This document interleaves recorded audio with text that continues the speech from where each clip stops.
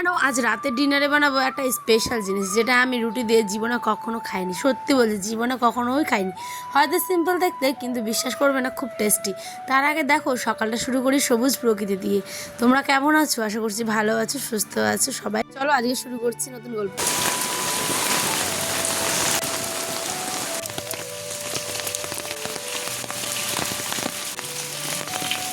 Video shoot করতে যাবো কি, চোখ পড়লো এই কুমড়ো গাছের ডগাটাতে। জানো, দেখে না এক অন্যরকমের ভিতর থেকে শান্তিটা যেন ফিল করলাম।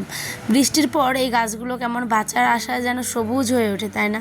সাথে এক কাপ চা খেলাম আর সকালটা বেশ কাটালাম। ঘড়ির কাটাই বাজে এখন সকাল প্রায় 7টে। উঠে নিয়েই আবার এখন আমি চললাম নিজের জীবন যুদ্ধে। আমি কিন্তু এখন রান্না বসাবো, তাই ভাবলাম চলো ভাতের ওজনটা করি। বসাতে গিয়েই দেখি কি চিটচিটে অবস্থা হয়েছে আমার গ্যাসটা যখন রান্না করি তখন বেশ থাকে, আর রান্নার পরে অবস্থাটা ঠিক না দেখার মতোই ভালো। তো ঠিক আছে, চলো গ্যাসটাকে মুছে নিই। তারপরে দেখো, এখন ঝাঁ চকচকে করলে রান্নাতেও মনটা বসে কিন্তু বেশ, তাই না? ভাতটা এবার বসিয়ে দিলাম। ভাবি কি রান্না করব, কয়েকদিন নাগাতে মাছ মাংস খাচ্ছি, তাই আজ না ইচ্ছে হলো একটুখানি কচু করি। আর এইদিকে দেখো পাখিটা কি সুন্দর আওয়াজ করে। আমরা ইউটিউবাররা কত কষ্ট করে যে একটা ভিডিও তৈরি করি, সেই পিছনের কষ্টটা বা গল্পটা অনেকে জানো না তোমরা। আজ যেমন আমার চোখে এত পরিমাণ ঘুম, ক্লান্তি ভাব, কিন্তু তারপরেও দেখো শুধুমাত্র হাতে মুখে জল ধুয়ে ছেলে ঘুমাচ্ছে বিছানায়, আর আমি মেঝেতে বসে ভিডিও এডিট করছি। কথাটা হয়তো শুনতে তোমরা অবাক হবে, কিন্তু বিশ্বাস করো এটাই সত্যি।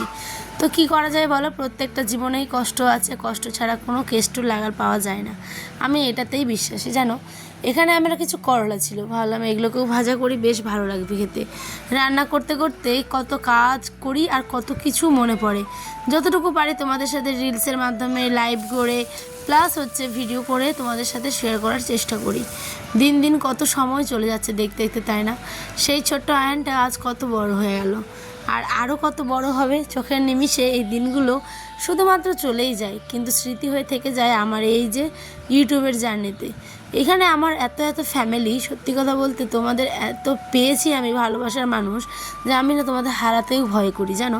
হারাতে চাই না, কারণ আমার নিজের পরিবারের থেকেও আমার যদি বিশেষ কোনো পরিবারের ভালোবাসা আমি পেয়ে থাকি, সেটা হচ্ছে তোমাদের কাছ থেকে। দেখতে দেখতে কিন্তু আমার কচুটাও হয়ে গেল। এগুলো যেহেতু বড় কচু, তাই কিন্তু একটুখানি প্রেশারে সেদ্ধ করলাম হলুদ লবণ দিয়ে। ওর বাটা মশলাটা কষিয়ে ওটাকে জাস্ট একদম ভালো করে নেড়ে চেড়ে কিন্তু দিয়ে দিলাম 5 ফোড়নের গুঁড়ো। এতে না টেস্টটা কিন্তু দ্বিগুণ হয়।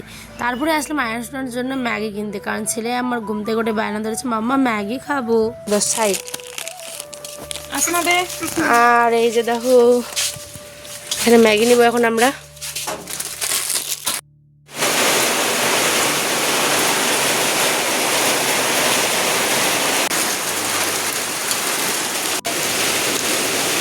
পাশের বাড়িতেই একদম দোকান, তারপরেও কিন্তু দৌড়ে আসলাম। এসে দেখো ভিজে কি অবস্থা হয়েছে। তো এখন রান্না করতে করতে দেখো ইন্ডাকশনের লাইন আবার চলে গেল, আবার জায়গা সেই গ্যাসে বসাতে হবে। চলো, ম্যাগিটা খুব সাধারণভাবেই করেছে, যেহেতু ছোট্ট বাবু খাবে সেই কারণেই। এখানে দেখো হলুদ লবণ দিয়ে জাস্ট সেদ্ধ করেছে, আর দুটো প্যাকেটে দুটো মশলা থাকে, বাট আমি কিন্তু একটা মশলা ইউজ করেছি, কারণ ওই মশলাটা অনেকটা স্পাইসি হয়, ঠিক সেই কারণে। আর এখানটায় দেখো কিন্তু আয়ন সোনাও কিন্তু খেতে খুব এনজয় করে এই ম্যাগিটা, জানো। আস্তে আস্তে তারও জীবের স্বাদ কিন্তু দিন দিন বেড়েই চলেছে। ওও জানে কি খেলে টেস্টি আর কি না খেলে টেস্টি না। দেখো কি সুন্দর খাচ্ছে, বলছে ইয়াম্মি ইয়াম্মি হয়েছে। চলো, বক বক তো অনেক করলাম, দিনের গল্প প্রায় শেষের দিকে। এখন আসলাম সন্ধ্যেবেলা, এসে নেই কিন্তু এখানে বসিয়ে দিলাম গরম জলের রুটি। আচ্ছা, রুটিটা তোমরা কারা কারা গরম জল দিয়ে বানাও আমাকে কমেন্টে জানিয়ে তো। আমরা আবার গরম জল দিয়ে খাই, জানো, কারণ গরম জল দিয়ে রুটি বানালে আয়নের বাবা বলে হজম তাড়াতাড়ি হয়, প্লাস হচ্ছে গিয়ে রুটিটা কিন্তু অনেক সফট হয়, জানো। আর এইখানে আমি চলো গল্প করতে হতে তোমাদের সাথে রুটি কয়েকখানা বানিয়ে নিই, আর এদিকে কিন্তু চলে আসলাম শেখতে। শেখার কাজটা ভীষণই চটজলদি করতে হয়, কারণ একটার পর একটা দিতে হয়, তো তাই। বর্ষাকালের আজকের এই একটি দিনের গল্প তোমাদের কেমন লাগলো অবশ্যই কিন্তু আমাকে জানাতে ভুলবে না। আর এই যে বললাম স্পেশাল রান্না, সেটা হচ্ছে ডিম কারি। আমি জীবনে কখনো রুটি দিয়ে এই ডিম কারিটা খাইনি। হ্যাঁ, শুনতে হয়তো অনেকটাই তোমরা বোকা বোকা লাগছে, কিন্তু এটাই বাস্তব। এইভাবে আলুর তরকারি তরকারি দিয়ে ডিমের তরকারি দিয়ে ভাত খেয়েছি, কিন্তু রুটি এই জীবনে ফার্স্ট টাইম খাচ্ছি। তাই হলাম চলো তোমাদের সাথে একটুখানি শেয়ার করি, তাই না। আর বাবা খেয়ে তো খুবই ভালোবেসেছে, রান্নাটা খুবই টেস্টি হয়েছে সত্যি কথা বলতে। এখানে এখন আমি ওকে খেতে দিলাম, আয়নের পাপাও খাচ্ছে, আমরাও সবাই খাবো। তোমাদের ব্লগটা কেমন লাগলো অবশ্যই কিন্তু কমেন্টে জানাতে ভুলো না। আজকে ছোট্ট একটা ব্লগ 5 মিনিটের, আরও এর থেকে ভালো ভালো ব্লগ আছে, চ্যানেলে গিয়ে ভিজিট করতেই পারো। টাটা, সকালে ভালো থেকো।